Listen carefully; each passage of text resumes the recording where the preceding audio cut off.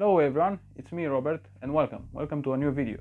Today I'm going to discuss about cleaning, maintaining and storing gas masks. This is a very requested topic all over the internet, not only for me to talk about it, but in general, how to clean a gas mask, how to maintain it, maybe how to even restore it, but that's another video, and how to keep them in general.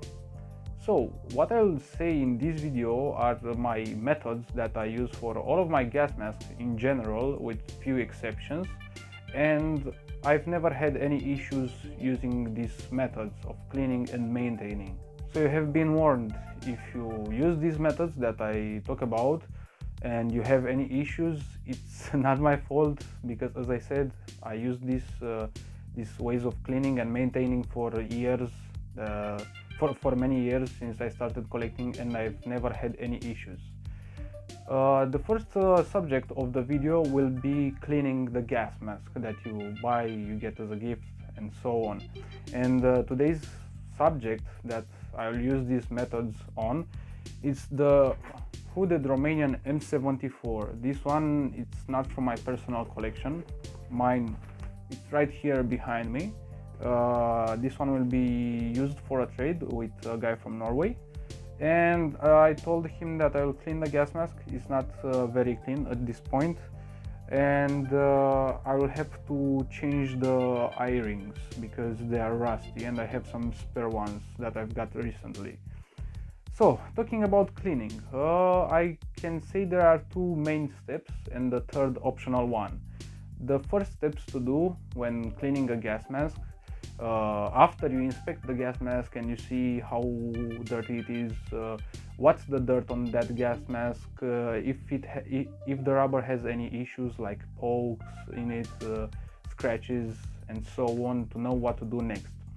I will actually start with the optional one. You can firstly use some wet towels to clean the mask.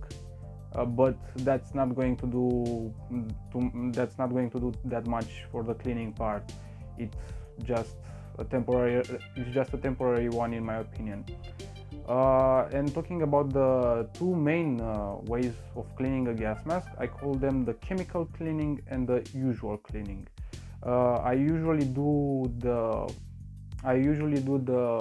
casual cleaning first, and that means cleaning the gas mask with water and soap, or how I've seen to another YouTuber called Geiger21. If I didn't get that wrong, you'll see a link in the description for the video that I'm talking about. He recently made a little tutorial what to use for cleaning mostly white gray gas mask, like the typical Soviet helmet style gas mask, and I've started using that method as well, and it has very good results. And he's talking about this product that it's very common. I'm not sponsored or something, this is just very common here in Romania. It is used for different type of parts of your house, like the bathtub, the oven and so on. It doesn't contain harmful chemicals to use for your gas masks. And one thing that I forgot to say is that everything I'll mention in this video, because as I always say, I collect mainly Cold War and modern era. This applies only for Cold War gas mask and for modern type of gas mask. The only gas mask that is not from the Cold War, and I used these methods and everything was alright, it's the Soviet SHM1 gas mask, and everything went just well. So going back to this one, this is very good for the casual cleaning with water and soap. You rub the gas mask, you will see in the video here, you rub the gas mask with this solution and with some warm water. You will see that a lot of dirt will come out, especially from the white gray type of gas mask, and you have to rub it very well. And after that you just clean the gas mask with a bit of more warm water to wash out the cleaner. It says here cream with microcrystals. Yeah, it's a bit rough, but it's not going to harm your gas mask, at least if it is in a decent state and is not like my Zelinsky command, which I don't know how to clean it or anything like that. I just directly stored it safely. After you clean the gas mask, the casual cleaning, and big warning, never ever wash the filters, any type of filter, the GP5 filter, the coffee can type of filters, the chick filter type of filters. Never clean the filters. Even though if you are not going to use that filter, just leave it like that. If you want a clean filter on the outside, just clean it with a wet tissue, and that's everything. But never put water inside of a filter. That was just a warning. So after you finish the usual, the casual, the normal cleaning with water and soap, after you dripped the water from the gas mask, and another thing that I want to say about this type of cleaning, you can go much deeper with this thing and you can do a detailed cleaning. Let's say you just have to dismantle the entire gas mask, take every part out of it until you have only the rubber piece of the face piece, and the metal and plastic ones are separate from the mask, and that's the best way to clean the gas mask in my opinion. But it takes longer because you have to dismantle and reassemble the gas mask as well. I do not do that for all of my gas masks, only when I have a very dirty one and some of the pieces are a bit rusted out, because of course water and metal is not a very good combination. Again, back at what I was saying, the casual cleaning, just let the water to drip, and after there is not any water drops left on the gas mask, you can use some tissues, some dry tissues, to be sure that there's not any water left inside the gas mask. Check out every corner of it, every piece and bit of it, because the water left inside might harm the metal parts, of course making them rusty. After finishing with the casual cleaning, I do, as I call it, the chemical cleaning, when I use some type of nail polish, let's say, or paint remover, even better I might say. But I usually do this with mainly white gas mask, with natural rubber gas mask. I don't really use it for gas mask made out of butyl, especially the black ones. Why I do this? Because it, and by the way, I use 99% acetone or paint remover. It first of all, it cleans the gas mask of any bacteria and so on. It's very strong, and besides that, you will understand that removing some of the dirt, some of the sunburns of your gas mask of this type, means taking out a bit of the surface of the rubber. It's just inevitable. So yeah, back to the chemical cleaning. Just take some tissues or towels, or that's of a neutral color like white or black.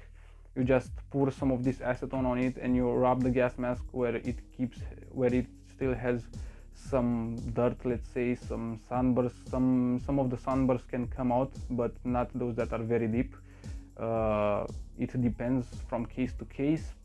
I would also use this on the inside, but not that much, especially if you want to wear that gas mask. It will go away at some point anyway. So I've talked about the three types of cleaning: the not so mandatory one with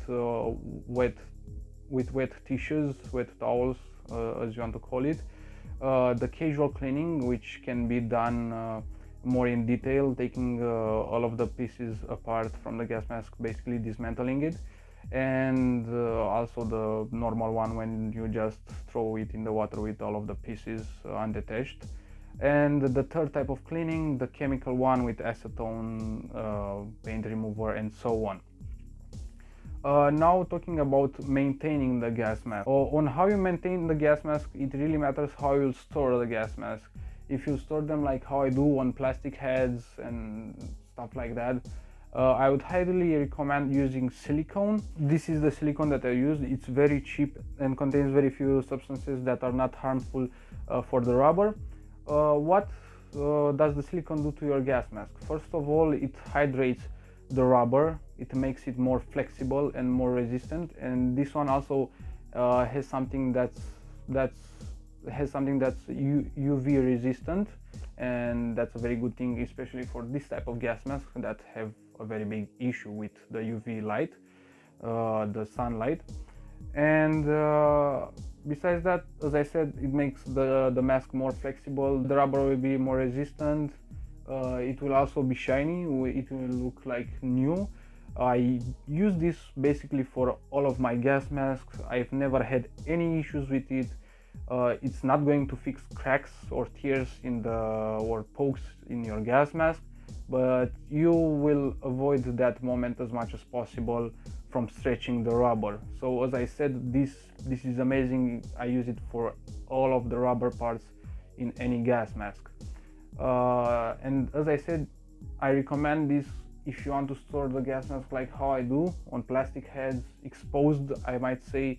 Fortunately, I do not get almost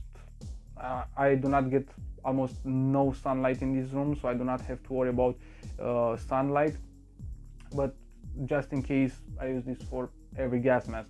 A thing about this is that you have to, as you can see in the video, I just rub the gas mask until it's shiny, because you'll see sometimes the rubber it's very dry, and after a few rubbings, the gas mask will basically absorb the entire silicone, and you have to keep rubbing it with silicone until it stays shiny. And you'll see that after some time the gas mask will look dry again. I don't say about like after 2 hours, 2 days, 2 weeks, or 2 months. After like half a year, or now depends how much silicone did you use. And my recommendation is that to start rubbing again that gas mask when it starts looking again dry, when it's not shiny anymore. It lost most of the silicone from the previous usage, let's say. Now, if you want to store the gas mask in the bags, mostly, let's say if you are more of a prep guy that it's preparing modern gas masks to be used anytime, it's not going to show off the gas mask on shelves, and it's not going to expose the gas mask to sunlight anytime soon. I highly recommend using talcum powder, but do not put that talcum powder on the inside of the gas mask. Don't put that talcum powder on the inside of the inhale valve. You don't want to inhale talcum powder. What does talcum powder to the gas mask and to the rubber in general? It keeps the gas mask away from moisture in general, from humidity. So if you want to store your gas mask prepared in case of anything, or store them until at some point you are going to show them off, I would highly recommend some talcum powder, but do not exaggerate with it. Don't put talcum powder inside of the gas mask. Don't put talcum powder inside of the filters, even though you are not going to use them. So these are my methods that I used for years, and I had great success with them. I had no issues. I keep applying silicone spray from time to time on the gas masks that you see here. Some of them are still shiny. For example, my black PBF that I cleaned recently. Some of them need a new addition of silicone from time to time. You don't really need that much. I mean, I have this bottle for like a year already, and I don't think I used like half of it. It has an expiration date, but it's quite long. It's like 4 years after manufacturing, so it will expire in 2022. And talking about this one, because it's a big topic in the gas mask collecting community, what silicone to use. Some say the silicone used for food is the best, and so on. This one, to be sure that it's okay, this one can be found in Romania. Maybe you can find something similar, but it's recommended to have as few chemicals as possible. For example, this one has silicone emulsion, humectants that keep the gas mask looking shiny. As far as I know, this type of humectants can be natural, like honey or aloe vera, stuff like that, and they are usually used in foods. I'm not sure if this I'm not sure if the humectants used in this silicone are natural, but I hardly believe that. But as I've said, I've never harmed any gas mask with this one. After silicone emulsion and humectants, there are conservants. I think that's how it's pronounced in English, or how they are called, not very detailed. I'm not sure how to translate this in English, but it's basically UV protection. Perfume. Yeah, this one smells quite nice. It takes out that classic rubber smell, unfortunately. And decrystallized water, I think that's how is that pronounced. So mostly not very harmful things. And the last thing that I want to talk about, and it's again a very hot topic in the community, is would you either store the gas mask or show off them on plastic or styrofoam heads, or just put them in something? First of all, never hang a gas mask in a nail or something like that if it is a helmet style gas mask, or it is with a head harness. Never do that. It's going to do a huge harm to the rubber. It's going to break at some point.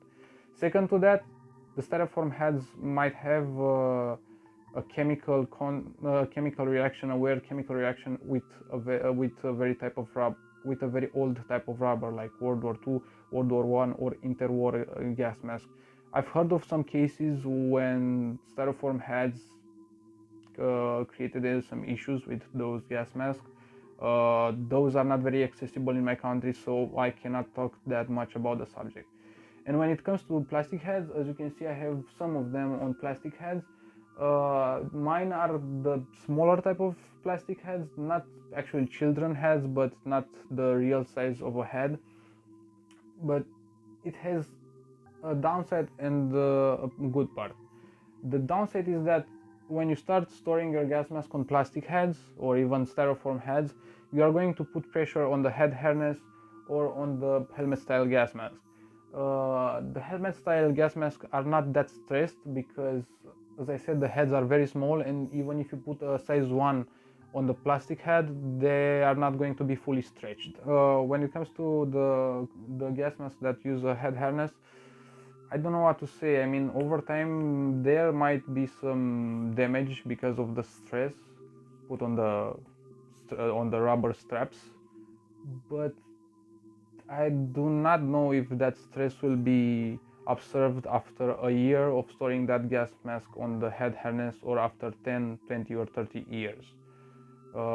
If I see something like that during my if I ever observe something like that, I'll point it out, but I'm still thinking it is good to show them off like this.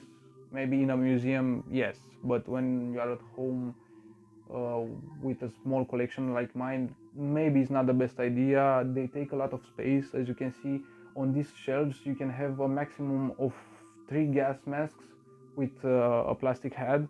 But if you don't use a plastic head, you can have like more than 3, 4. I even have like 5 or 6 down there. So yeah, I think this was everything about cleaning, maintaining and storing your gas masks.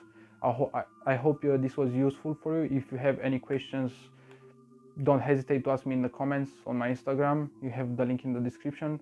And if you want to support the channel, you can always help me on Patreon or PayPal. Thank you a lot for watching, and see you next time. Bye.